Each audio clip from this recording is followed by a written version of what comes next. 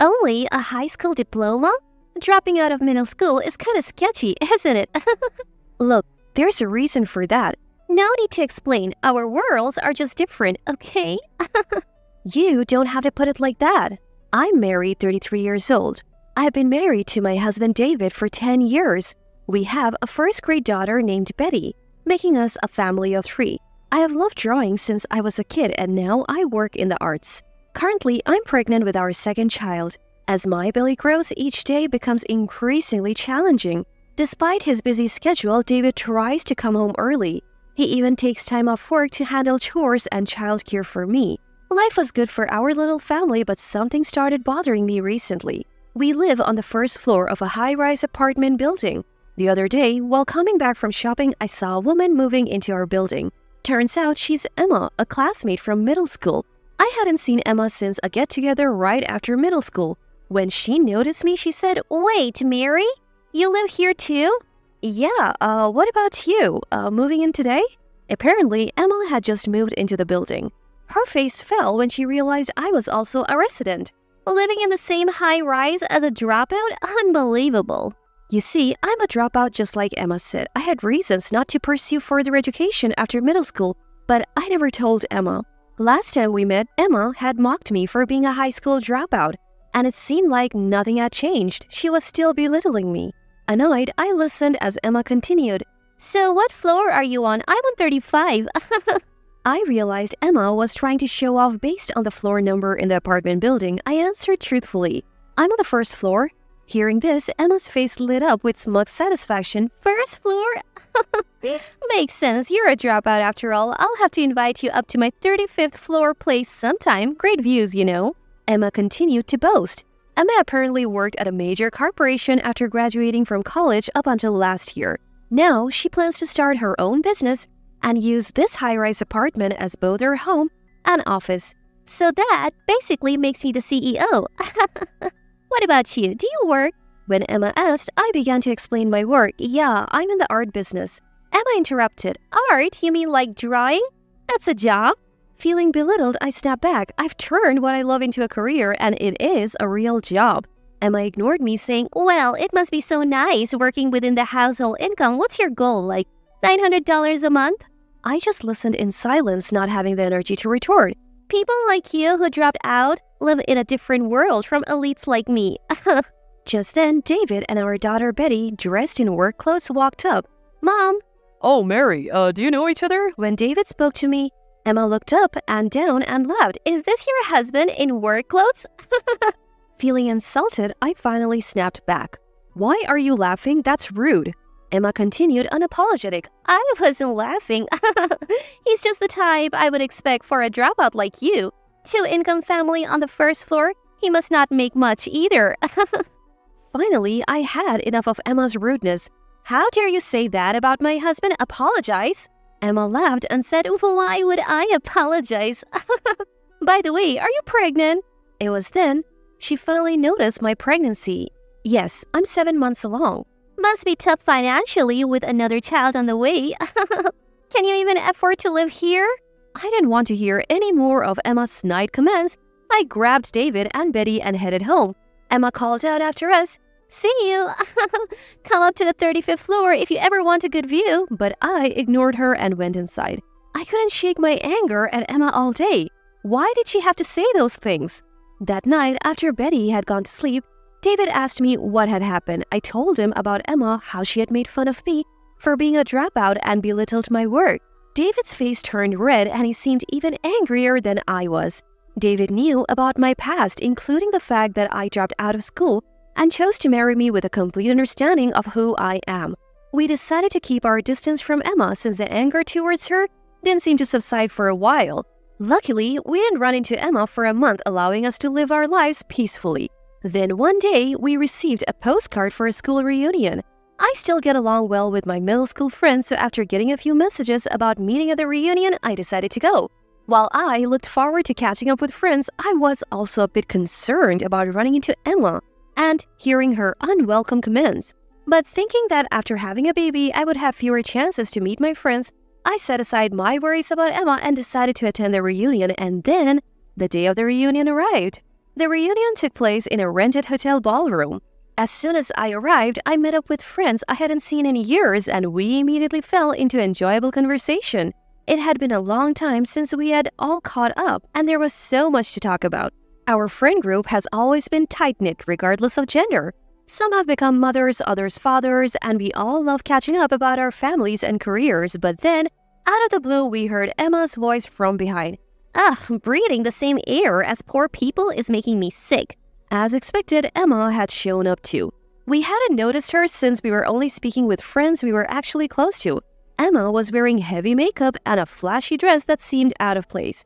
Both my friends and I sighed at her over the top appearance and her consistently bad attitude. Even back in middle school, she was self-centered and made awkward comments. She was someone we tended to avoid. Nothing has changed. Even now at 33, she is as obnoxious as ever. And we couldn't help but roll our eyes. One friend finally broke the silence. Emma, who are you calling poor? She replied, who else but Mary? She's a dropout, so she's poor and lives on the first floor. I live on the 35th. It's like a master-servant relationship. Emma laughed after saying this. A few friends were angered by her comments and confronted her. But Emma showed no signs of remorse. She continued, if you don't want to be called poor, why don't you move to an older apartment that suits you? Completely oblivious to the looks she was getting, she continued to belittle me. Why don't you just leave, you $900 a month earner? From this reunion and from that fancy apartment building. Hearing this, my friends looked puzzled and asked, Mary, do you only earn $900 a month? I replied, no, that's just what Emma believes. While we were talking, Emma interrupted, what are you two whispering about? Mary's living comfortably on her husband's income, doing a part-time job because she's a dropout, and I am a CEO. That's when a male classmate nearly spoke up. Emma, do you not know Mary is a well-known artist?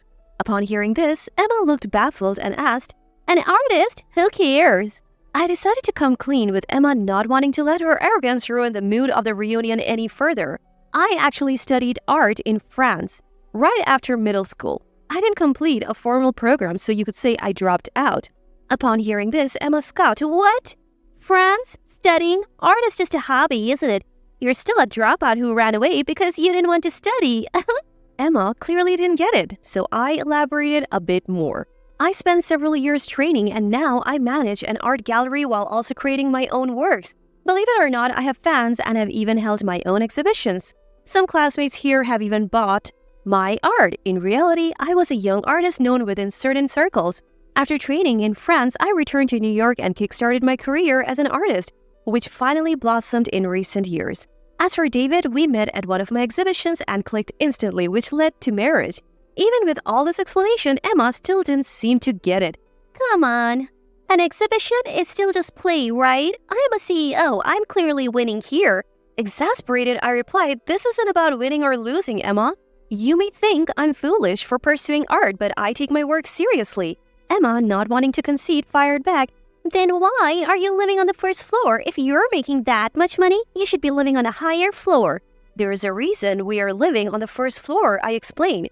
We were on a different floor before, but given that I'm pregnant and elevators can take forever here, we moved to the first floor for convenience. Emma seemed unwilling to accept my explanation. My friends all knew about my career and even classmates I wasn't particularly close to had heard I was an artist. Emma probably never considered that possibility given that she had zero interest in art and looked down on me for being a dropout. And I had another secret. Just as I was about to reveal this, I saw David and Betty at the entrance. Mom! Betty comes running towards me, followed by David chasing her from behind.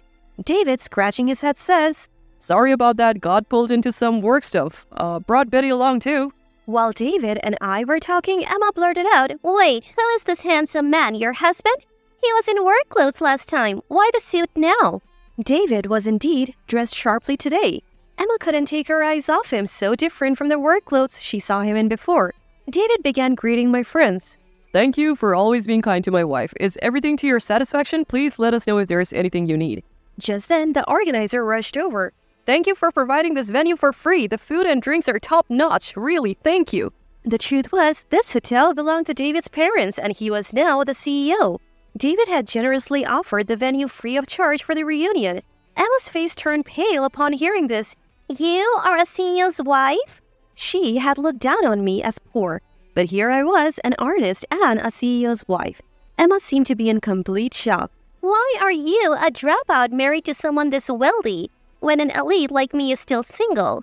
What did you do to pull this off? Emma challenged me with a tone of bitterness.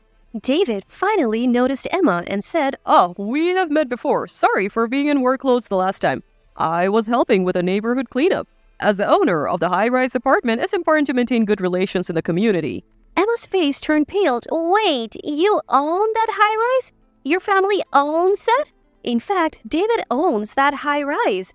His family has been wealthy for generations, involved in hotel management and owning multiple properties. We live in one of those properties, the high-rise in question. Emma stood there stunned, unable to come up with a retort. David added, Oh, by the way, we would like to invite you to the penthouse sometime. It has a great view. You can even see the Empire State Building. Emma was shocked again. The penthouse?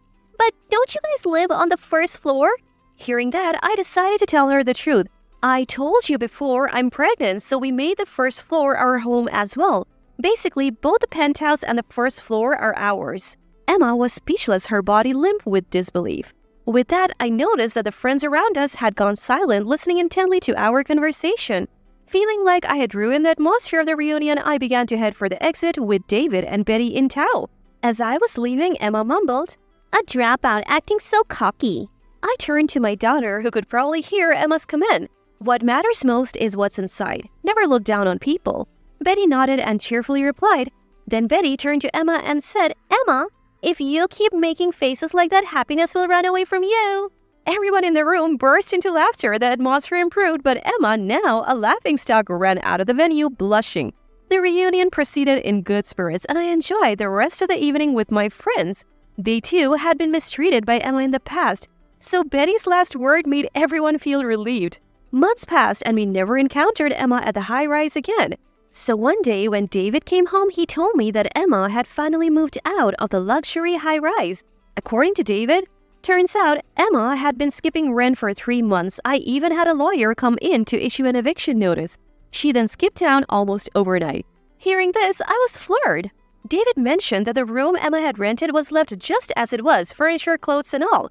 Apparently, she took her expensive stuff and computer but left everything else as it is. At first, I suspected something shady, but soon after, I got an update on Emma from a friend. Turns out Emma was pretending to be a successful entrepreneur, but in reality, she was practically jobless. She had some savings from her corporate days, allowing her to live comfortably for a while. But of course, that lifestyle couldn't last. She couldn't pay the rent anymore and had to move out. She didn't even have another place lined up, so she left her furniture and clothes behind because she didn't have the money to dispose of them. Learning the truth, I was thoroughly disgusted by how Emma remained a burden to others till the end. Emma has such a terrible personality that even in her crisis, she has no friends or colleagues who would help her. Now she's living alone in an old apartment. She's scraping by with part-time jobs to make ends meet.